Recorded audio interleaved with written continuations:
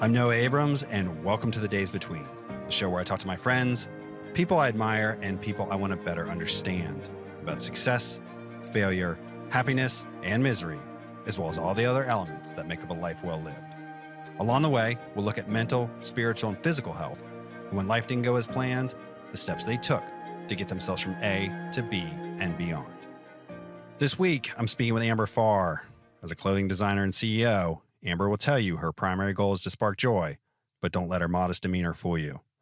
Armed with little more than a naturally competitive instinct and an eye for fit, Amber took her line Flynn Skye from the living room to over $1 million in sales in just 2 years. A success made all the more impressive, having had no formal education in business or fashion. Amber was one of the first to realize and then harness the marketing power of Instagram, and in the process launched the careers of some of the biggest names in modeling today. A move that helped to define what would become the influencer economy. Her natural business sense is eclipsed only by her gift for design, which has enabled her to create a distinct look that is often imitated but never duplicated, though many brands have tried. As mounting pressure from the industry to produce more and faster took her farther away from her why, she became disillusioned with the emotional and environmental impact of fast fashion and made a choice that would surprise many, but ultimately stayed true to her initial passion. Never one to let the fear of the unknown stop her, Amber shares her latest venture, the value of collaboration, and why it's always important to bet on yourself. So with that, here's Amber Farr on The Days Between. Hi, Noah. How are you? Well, I'm happy to be here. You're from here. You're from Southern California. Nope. I was born in London, left when I was 5, and I've been here ever since, hence the accent. Where's here, specifically in Los Angeles? Studio City. Moved to Red Fox's house where he had statues. Interesting house. And this is my first introduction to LA was a black swimming pool with black mermaids with pubic hair. True story. And gold curtains. It was a thing. How did they make the pubic hair on the statues? I couldn't actually tell you. I was very young, but I could pull up some pictures at some point. Okay, and that was in Studio City? Yeah, Studio City, and then kind of inched our way to Malibu, which is where I relate to, even though I haven't lived there for 23 years. But Malibu is kind of where I grew up. What ages were you in Malibu? Probably like 13 to 20s. And you went to high school in Malibu? So high school was interesting because it was like 3 rooms and every kid had a different topic. So you would just find the person in the class that had your subject previously, and you would take their homework. So it was a constant task of finding who had your class last, and that was it. So yeah, that was interesting. Probably learned the least in that school. But luckily I only went there for 1 year. My parents decided to ship me off to a boarding school, so that was fun. It was Olympic skiing, kind of like a prep school for these pro skiers, and that's how I got into snowboarding. Only because my life depended on it. What do you mean? Being competitive and being sent to a school where people are ripping by you, and I remember just I'd be following people and like launching off and being just like a garage sale on the side of the mountain, trying to wait till everyone passed and then climbing up. And I thought I was going to die because I just couldn't keep up with these people. And my brain didn't tell me to slow down. So I remember sitting on a lift and kind of seeing someone walking their board up. And I thought, wow, that's so cool. They didn't let snowboards on the chairlift. So if you had a snowboard, you'd have to walk up the mountain. And I was in like the first border cross where you didn't have to wear helmets. I mean, it was just like first person down the mountain, guys, girls, and pretty barbaric, really fun. Would you say that you were competitive by nature or competitive by necessity? Oh, no, I'm competitive by nature. Don't ever play a board game. Can we go fish? I'll slice you if I lose. I don't like losing. Did you graduate high school? By the hair of my chinny chin chin. And then you're snowboarding professionally? I think I was second in the nationals. But every summer, I remember going home to Malibu and crying because everyone would be going to Mount Hood to train. And I would think, I'm not going to be doing this for a living. There's no way. Even though I was making enough to pay my rent, I thought I would just feel bad about myself and never train. So most people in my position would be training all year long. And I would stop in the summer, have a nervous breakdown over the state of my life. Yeah, I pulled the plug on it because I just knew it could only get me so far. Every summer when everyone else would go to Mount Hood and train, Yeah. you would not. You'd go back to Malibu and have Like a existential crisis. Yeah, I just, I'm not really a hyper emotional person, but I just remember feeling like my brain knowing that this was a glorified hobby and not a career, and not to take away from people that made it a career. But it's 2%. And I never felt like I belonged in like people would go out at snowboarders were kind of notorious for being the underdogs. And I would go home and read books. I had like my whole floor of my room was just books I got. And I just didn't really associate with the lifestyle. Loved the sport. So I quit, and I never went back, like ever. Never tried it. It's followed me for years. Everyone says, "Oh, you're a pro snowboarder." I'm like, I couldn't get off a lift. I don't think. What age were you when you stopped, when you pulled the plug on it? I think I was 21, maybe in my young 20s. Could be wrong. So young 20s, you're back in Malibu, and what are you doing? My parents were like, you have to get a job. So I worked at Theodore's, which was a high-end boutique. And I remember coming from snowboarding where your biggest goal was to look like a guy and to be one of the guys and to snowboard like a guy. I walk in this couture store and I'm like, I need a job. And they gave it to me. And it was like Andy Mulemeister, Gautier, Dolce Gabbana. I couldn't pronounce, let alone know what any of these lines were. And I became one of the top salesmen within 2 weeks. I mean, there were like 100 girls in the company. What do you attribute that to?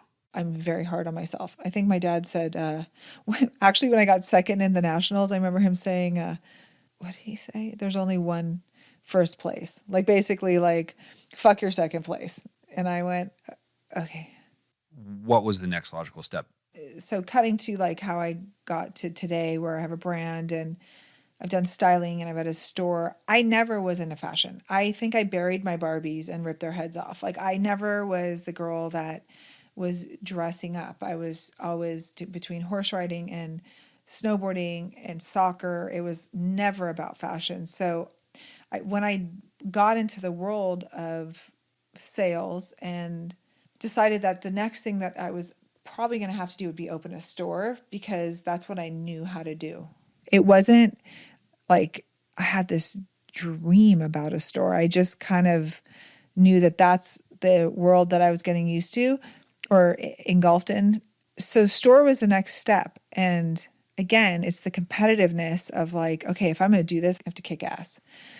Yeah, so I put a business plan. I got money. I opened it. I remember every book I read said 90% of businesses fail. And I remember, so my store was next to this restaurant, and this restaurant had been there for years. And the owner came up to me and he said, "You're going to fail." I mean, he did not mean it. I don't know. We joke to this day that he goes, "I've seen so many businesses come through here and this is a bad idea." I remember going, well, too late. So I opened it up and it ended up being one of the best boutiques in LA. It got awards from City Search. It beat out Maxfield's and it was crazy. What was the store called? Blonde. And I had all my friends working there. I had a playmate working there that would roll around. She wore roller skates, skating and like selling clothes and roller skates. My friends worked there. I mean, so many of my friends went through there. People that have lines like Cammie has Show Me Your Moo went through there. Kim Stewart, I remember she worked there.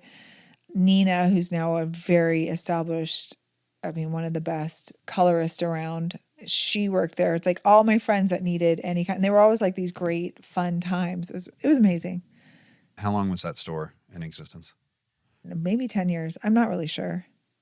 And then did you choose to end that store? It kind of ended me. We went through the financial crisis and I went through a divorce, and I'll kind of leave it there. But I mixed business with pleasure. And when I went through a divorce, I lost my company. So that was a pretty low time for me. And, I always joke, I'm like cream, I rise to the top, because I know how to create companies, but it's just, I've gone through some pretty dark times, and they don't even feel as dark.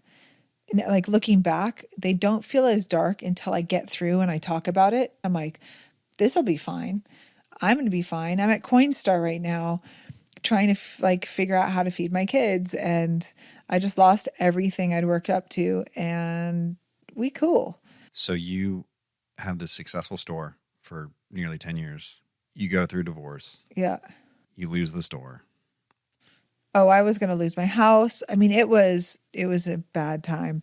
I had nothing, and I got robbed, and my house got completely robbed. So, oh God, I had allowed these kids into my house in the neighborhood in Venice. You know, it was a little sketchy, pretty sketchy actually. And I lived at the street. There was like gangbangers, you know, guys selling crack in my front yard, and I just thought it was great.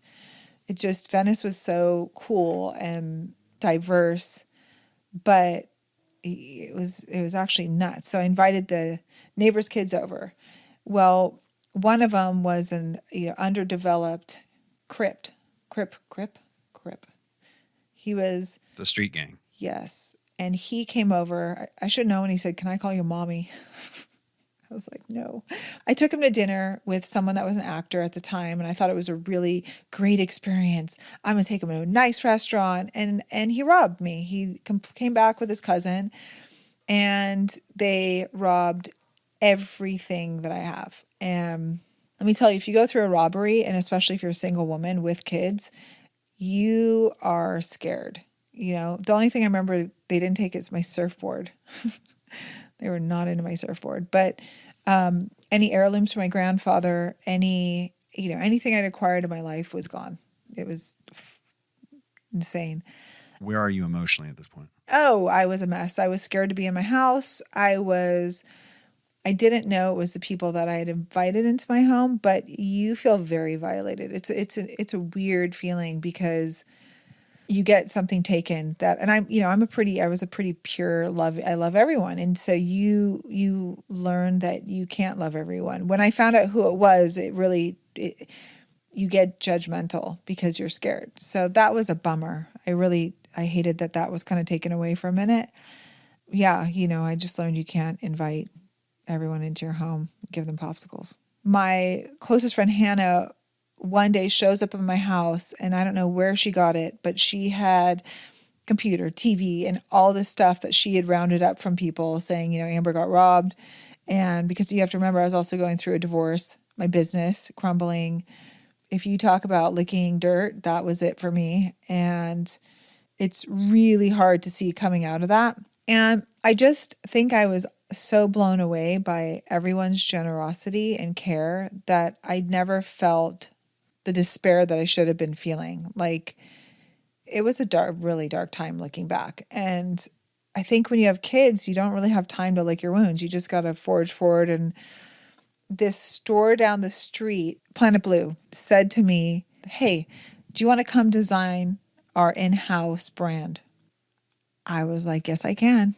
Never styled, never had done a collection. I had styled people at my work. I had been around clothing, which I think helped me with like learning fit. Like I really always knew how to do fit. But so yeah, I went, and I remember getting in a car, Googling fabric shops, finding a pattern maker. I can't sketch. I sketch like I'm a blind 3-year-old. And just my first dress I made, I remember it was called the Summer Lovin', and it became their number one dress in the store. It was crazy. I was watching people buy it and everyone wear it, and all these celebrities were wearing it. And I was like, I am an imposter. Like, this isn't real. And then I would make more stuff. And it was always an interesting thing because I remember driving downtown with my Prius loaded with fabric, not knowing what the fuck I was doing. And I just cared and worked hard, and somehow, I don't know why, but it worked, and it was a crazy time. I mean, I was selling the stuff at shows. I was re-merchandising their website.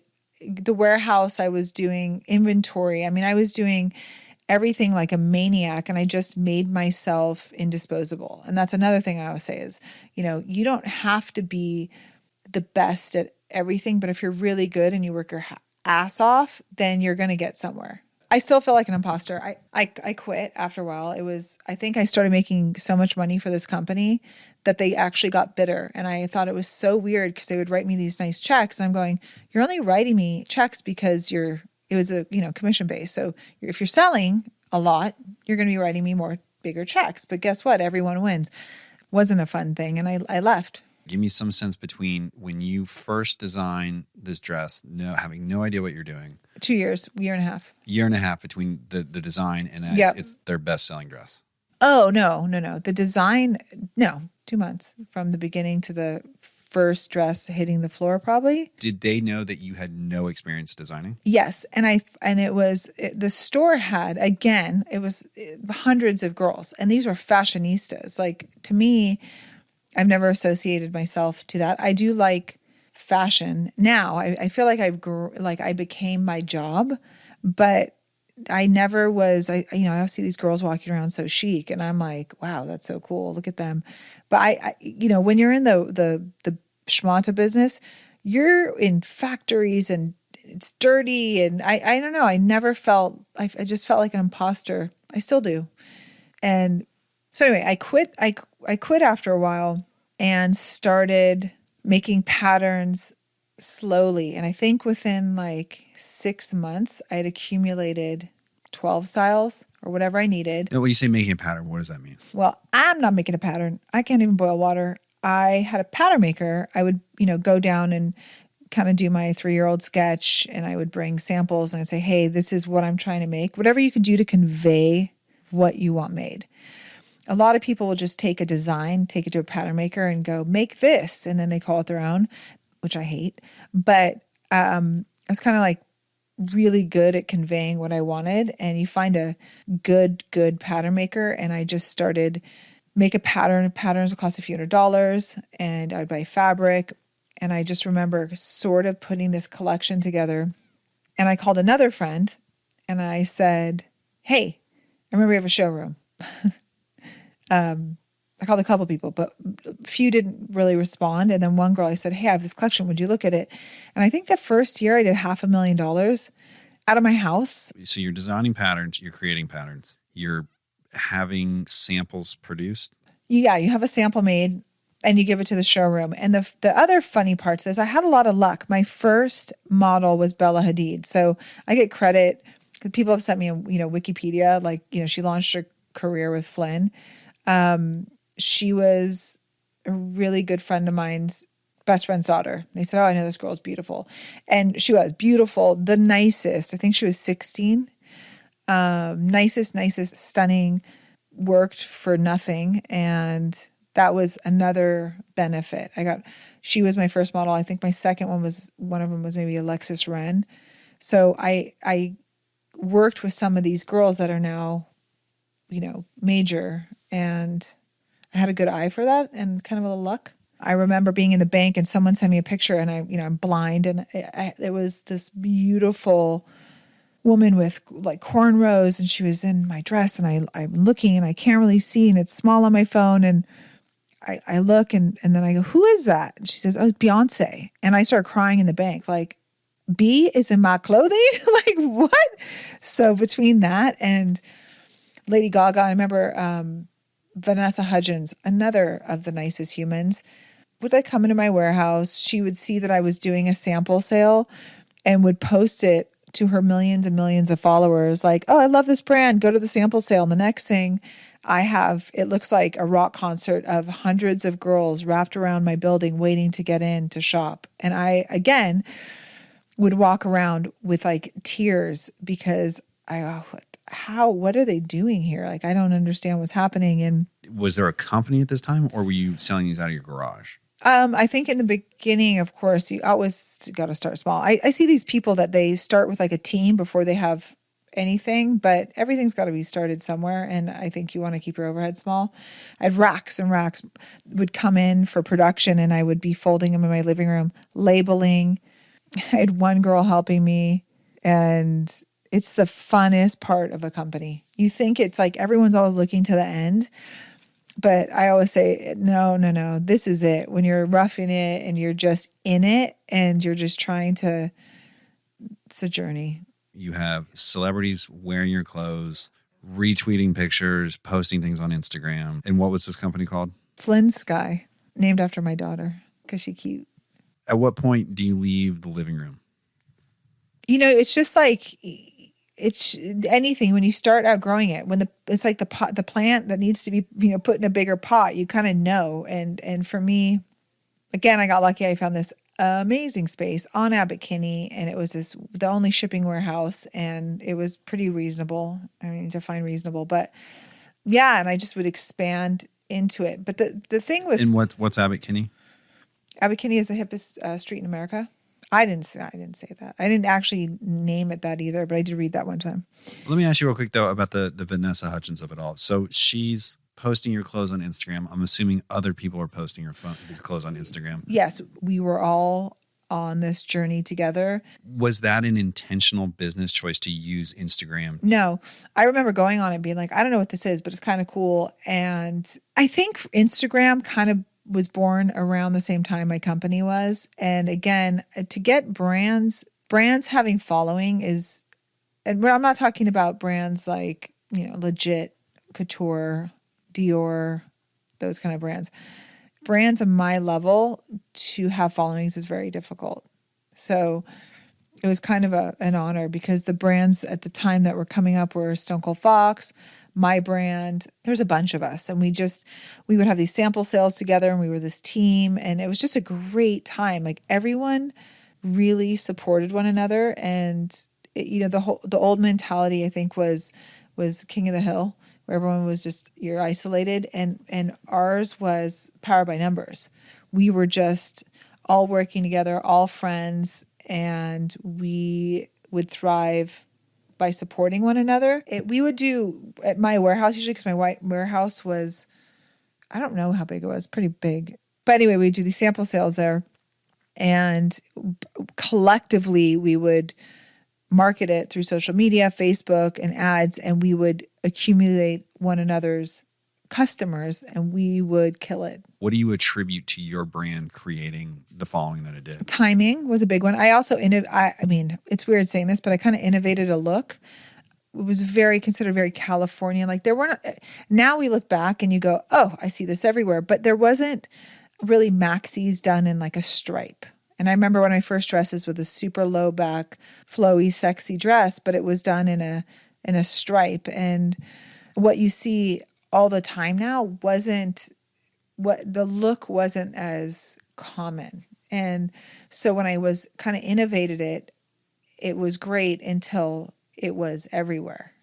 And then I remember my rep saying, do something different. And I'm like, whoa, but I'm doing me. But now everyone's doing me too. So it doesn't look special.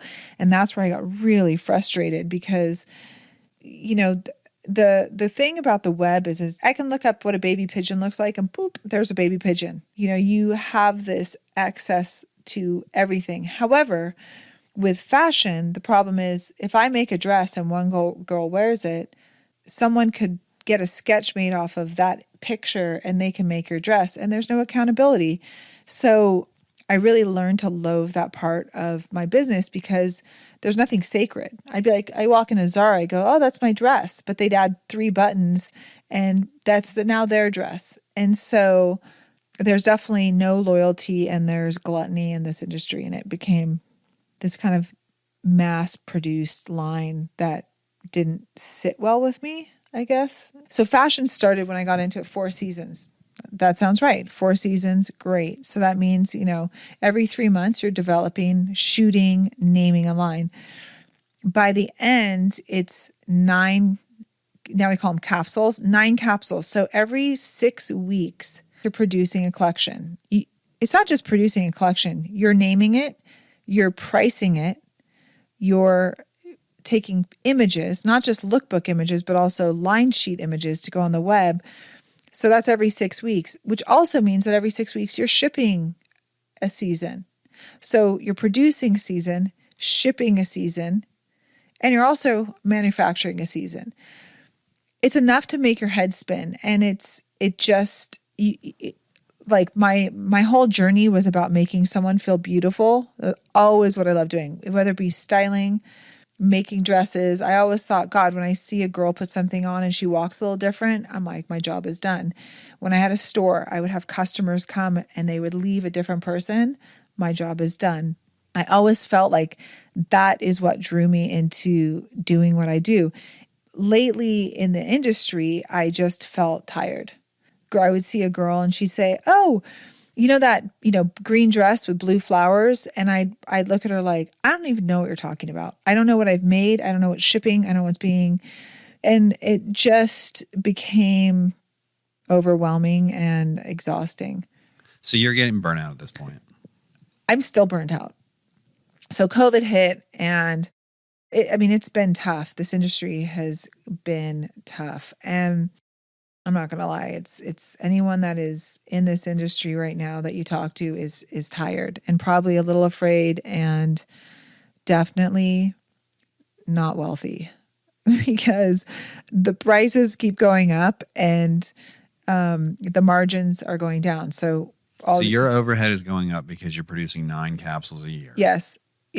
Well, you have to shoot everything. And also companies, big companies, they'll say, oh, we want 15% off because we're going to market you. And they don't market you. They just take the 15% off. You're paying your rep 12%. Anyway, you're walking out the door giving away 25% before you've even shipped it.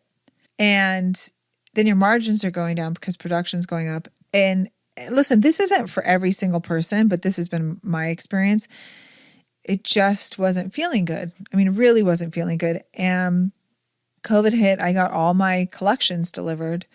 And I had one account take a large amount of their order and then cancel a check knowing they were going to bankrupt. I got other companies that, say they had a $60,000 order, they took 5. And as weird as it is to people to go, wow, you built this brand, you put your heart in it, and it's been this many years, I just didn't want to move forward. I just felt like I didn't know I'm gonna put my money into making collection. What stores are going to be open? Who's going to pay me? Am I going to put all this money in the collection? No one buys it. It's all virtual. And yeah, I just stopped and it felt great, which I know that probably doesn't make sense to a lot of people, but I've never not worked, and I've never not worked really hard, but I've never worked really hard and not made money.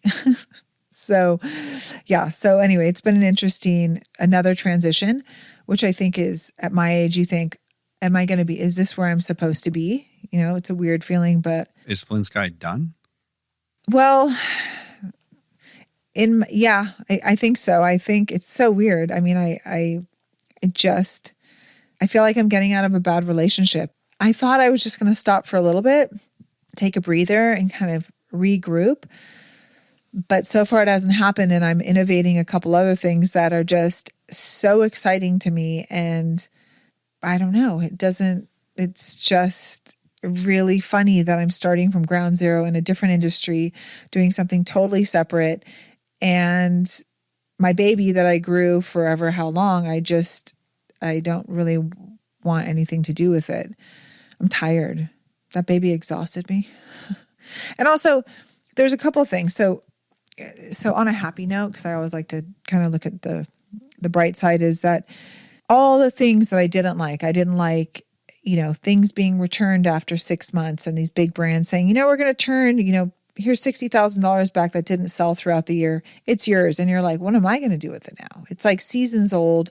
It's aged, because it almost becomes a fast fashion thing. So if what you made 6 months ago is not current. I didn't like the idea of reps. I didn't like the idea of having to create, the pressure of having to create, though I love it, having to create a collection every 6 weeks is insane. So I thought, okay, how do I get rid of that? How do I get rid of all these variables and start something based on that? So that's what I took some time to think about. And I came up with an idea sort of in the beauty world. I don't know. I guess I should talk about it. Well, I just want to walk back for a second. Yeah, it's insane. It's insane that I. So this company that you grew from nothing. Yeah, no, it's a very well-known brand. It's not, people, I've walked down the street and people like yell at me like my name's Flynn, or I sort of walked away. And so nobody could have planned for COVID, but at the time running up to it, you're getting burnt out. Way burnt. Your margins are decreasing. And I couldn't dig myself out. Like, the thing is that I had a great wingman. I had these, Christina and Allie, and I started putting my head in the sand because I felt like the business kind of keeps telling you more, more, more, more, more. And so you're never feeling good enough. Whatever I produced, I felt like this isn't special enough because you're competing with the internet. So you look up pajama shirt with pink ostrich feathered sleeves and it's going to pop up. Like anything and everything has been done and seen on the internet. So the idea of where I came from, of being this kind of innovator and this original brand, and then getting lost in the hustle of keeping up with the Jones, so to speak. And it was just really uncomfortable. It was not fun for me. Maybe for some other people, but not for me. What did that feel like emotionally to get to a place where you knew you had to end it?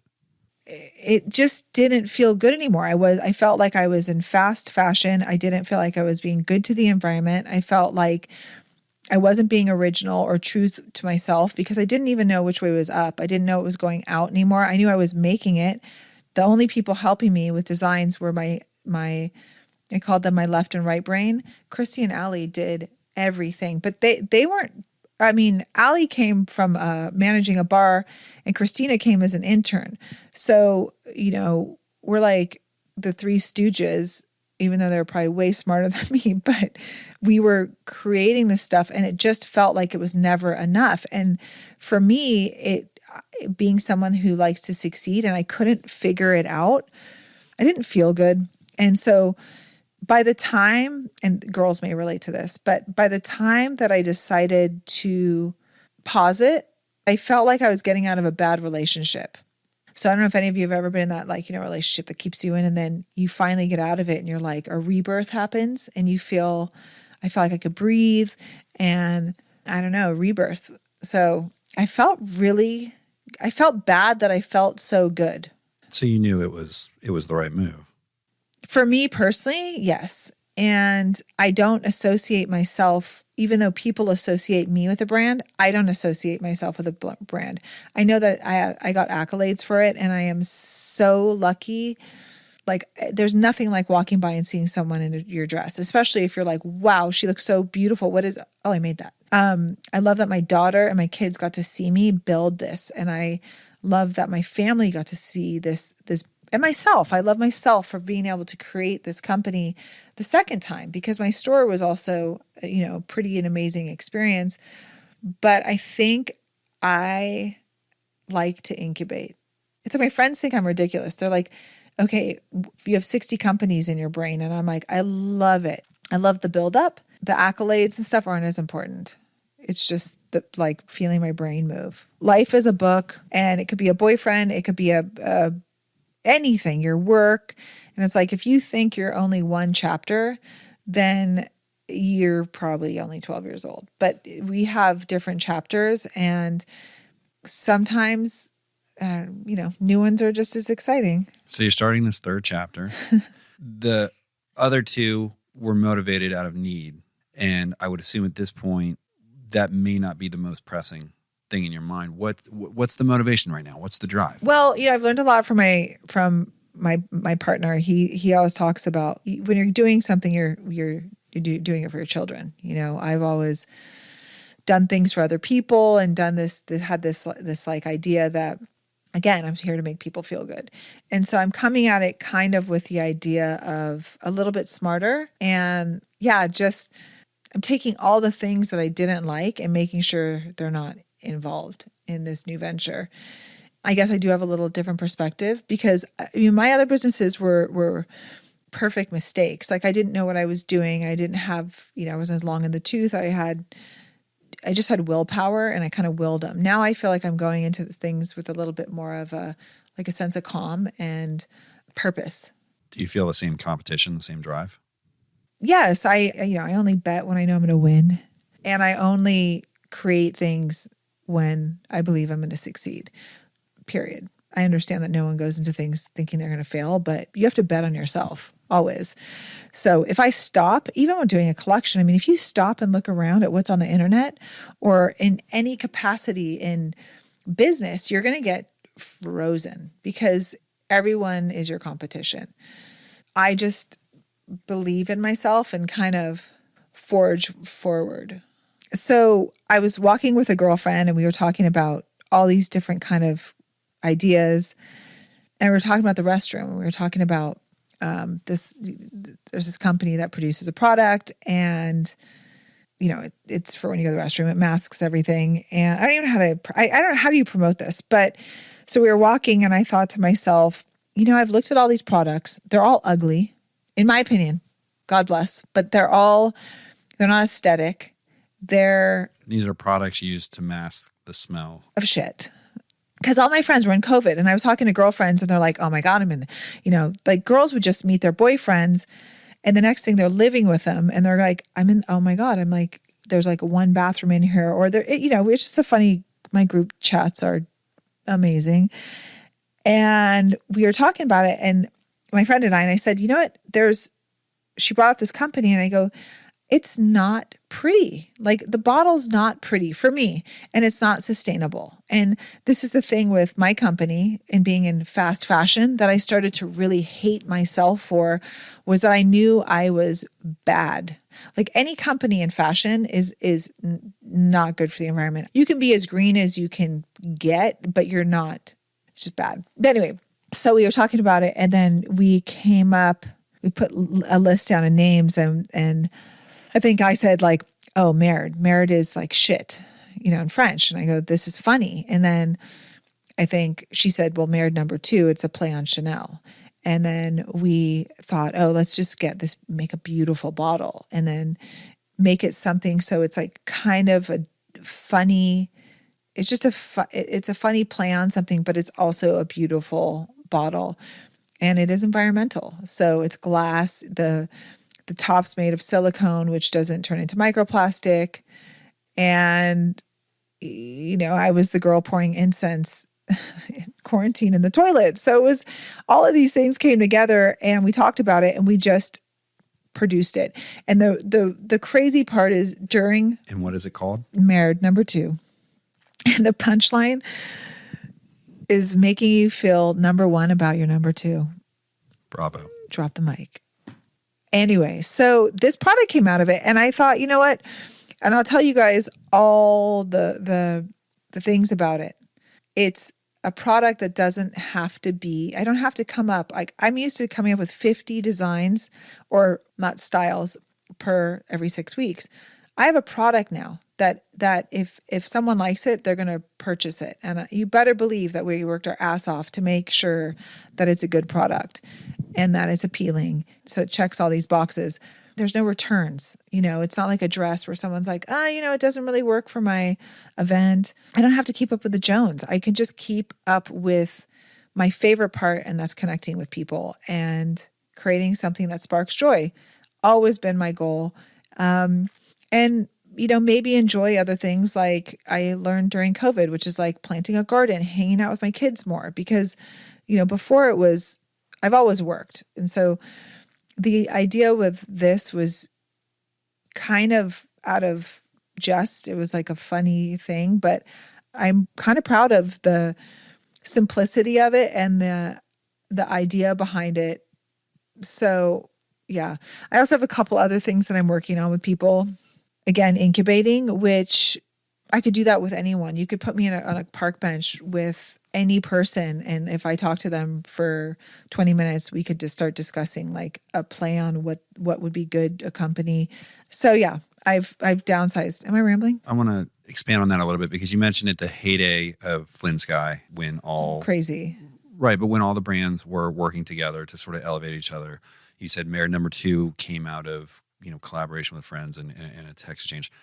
How important or how vital has collaboration been for the growth of your businesses? I spent an hour on the phone with a girl the other day that, I was getting my eyes checked, and then he's like, oh, my daughter wants to be in fashion. I talked to the girl for an hour to tell her what I knew.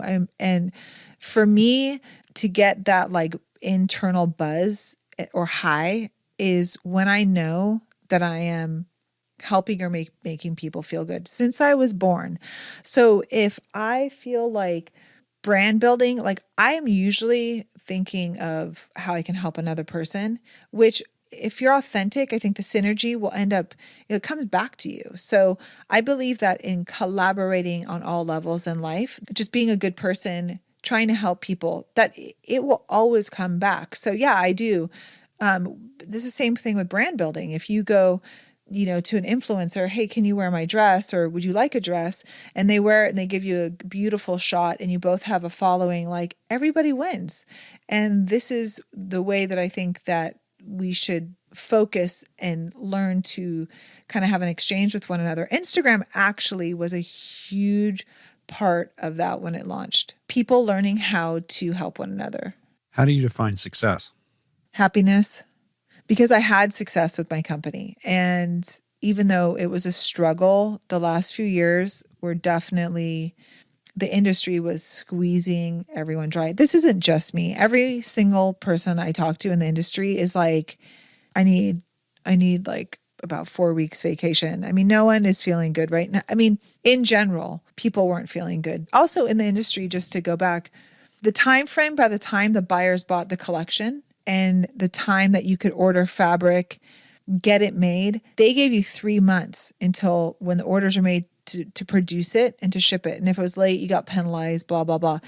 You probably needed 5 weeks to do it at a normal, like at a calm pace. Every collection was on the verge of being late. And the way that the industry is set up is brutal for designers and it's brutal for the manufacturers. And, everyone's trying to make a buck. So if my contractor's late, they get penalized. If you're late, you get penalized. And if you ship to Nordstrom's and it's folded the wrong way, you get penalized on it.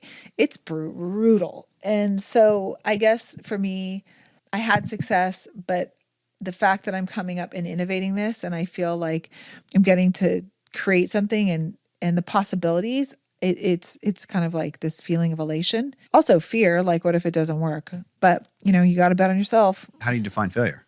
I mean, I keep failing. Every failure has brought me to the next step. So my store failure or my marriage failure brought me to working as designer for this company. So that got me to starting my collection. That failure brought me to doing this, which I believe in. And, if you're not failing, you're not trying. And that's the truth of it. So, God, there's a book. It's so cool. It's like, it talks about I'm going to get this all wrong, but like the guy that started KFC had like 200 rejections before someone was like, oh, I'm going to, yes, I'll take the recipe. Or no one has knocked on doors and they're all opened. It's like, you have to know that you're going to get 50 slammed in your face and then one will work. So for me, it's failure. What is failure? There is no failure. There's only lessons, I guess. But if you don't learn from them, then you're just going to keep repeating the same thing over and over. Well, you said that success for you is happiness, but how much of that is tied to meaning in what you're doing? Oh, so I started Blonde. I remember it was something for everyone. So my concept for buying was that I don't care if you're 8 or 80, I'm going to find something. If it's a sparkly barrette or a tunic for an 80-year-old, like so you are leaving with something out of this store. Flynn Skye was, my whole like why was to make you feel beautiful. And I remember seeing a girl put on my dress and they would walk different. And I was like, that's my job is done. So the why and your purpose is important. And when it got really busy and I was getting pushed and pushed and pushed, I lost the why. And so then you lose that the core or the heart of your company is.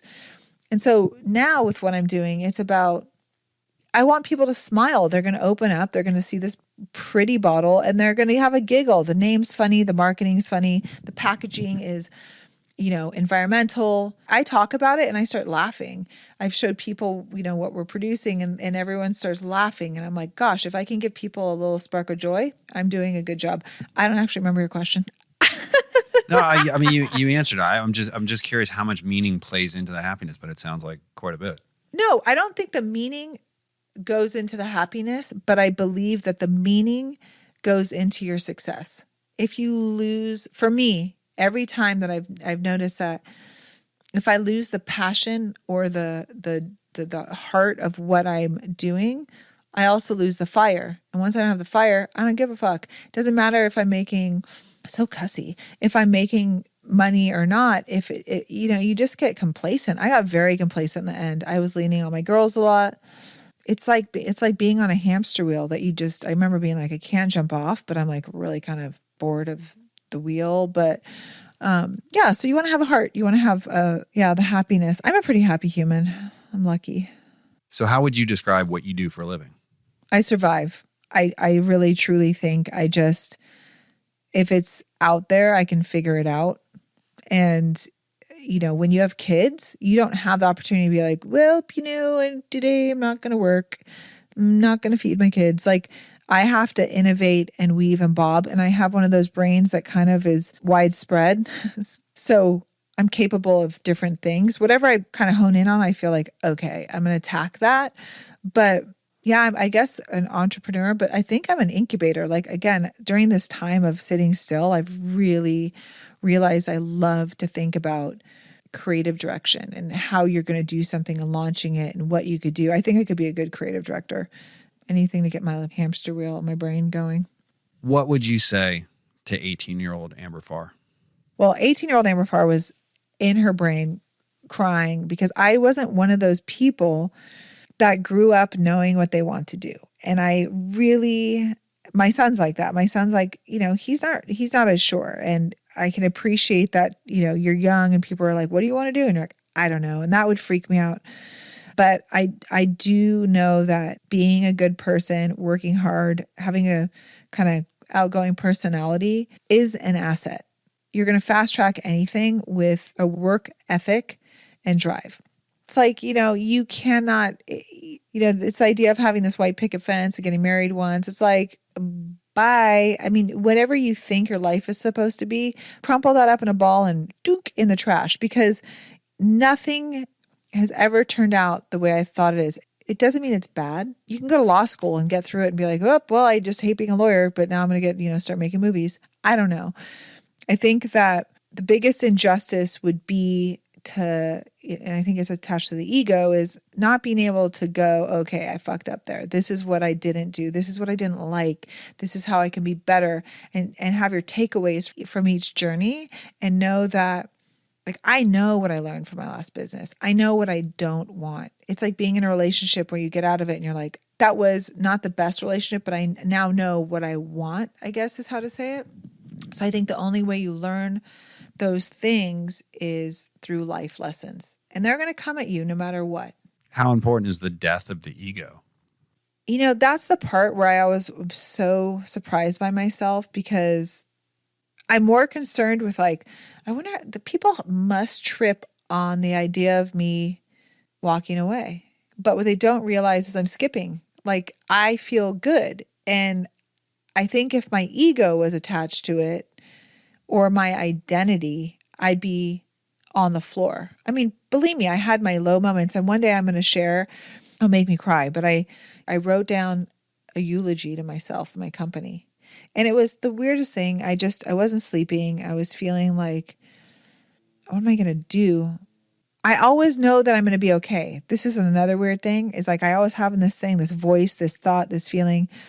I mean, unwinding a company, starting a new company, being my age, being like, what the fuck? This is not what I thought my life was going to be like. But kind of at the same time going, I'm going to be okay. And I'm going to bet on myself. That goes with the ego, because if my ego was attached to what I did, I would be having a real hard time right now. But, I was talking to my mom one day and she's like, I can't believe what you did. And I have to go, and it kind of gave me this thing. And I go, yeah, it was kind of amazing, but I'm more than that. I'm not just that. And I want to be better and I want to do better. So if you can take your ego out of things again and kind of dig deep into, like, how are you doing? How do you feel? Sometimes you'll make some surprising turns in your life that might end up better. I mean, who knows? What is better? Better is being happy. So I know there's a lot of people that strive to create and have what I did, and I can appreciate that, but I want to be more than that. I want to create more and do more. And I don't know. Anyway, so yeah, my ego's in check. Amber Farr. Yes. Thank you for speaking with me. Noah. Thanks. I hope everyone did not fall asleep.